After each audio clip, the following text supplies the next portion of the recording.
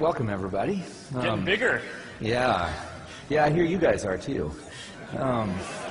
Okay, so these are the questions that I was curious about, and I think they'll be the questions you guys are curious about too. I'm going to ask a lot about the very early days of Facebook. We were just talking about them in the back. It was fascinating. I sort of wish you could have heard it. We'll do our best to try and reproduce it. So here's a question that might be a little bit difficult. How long before 2004 could something like Facebook have succeeded? Like, what was the last thing that was needed to fall into place? Could someone have done it in 1995 or 2000?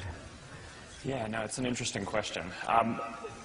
There were certain elements that we certainly bootstrapped off of and kind of used to hack early identity, right? So one of the things that people don't think about that often today is early on we wanted to establish this culture of real identity on the service. And there weren't really any other online services or communities where people were openly their real self before that. And one of the ways that we kind of determined that someone was really who they said they were and their credentials were real were everyone had school email addresses. And I don't know how much before 2004, I assume, probably around 2000, all schools started issuing email addresses, but that was really this critical thing that made it so that we could get started. It was this counterintuitive thing that not many other services were using. So school email addresses were the original source of identity. Well, that's how we knew what school you were in. Right, and you weren't just a sock puppet.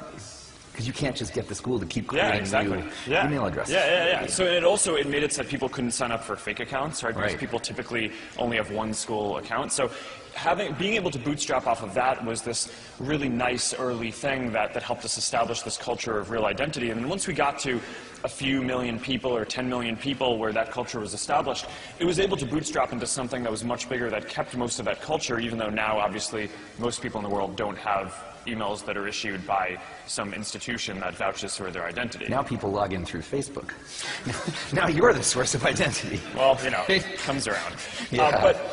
But to your question about when would it have been possible, one of the big trends that we see is that the amount that any individual shares in a given year seems to be growing at this exponentially increasing rate. Right? Zuckerberg's law. Yeah, I don't call it that, but other people do. You heard it here first. But I mean, it is this kind of social networking version of Moore's Law, and it's interesting. And what that suggests to me is, if we expect that this rate is going to double every year, then look out 10 years. 2 to the 10th is 1024, right? So 10 years from now, people will be sharing about 1,000 times as many things.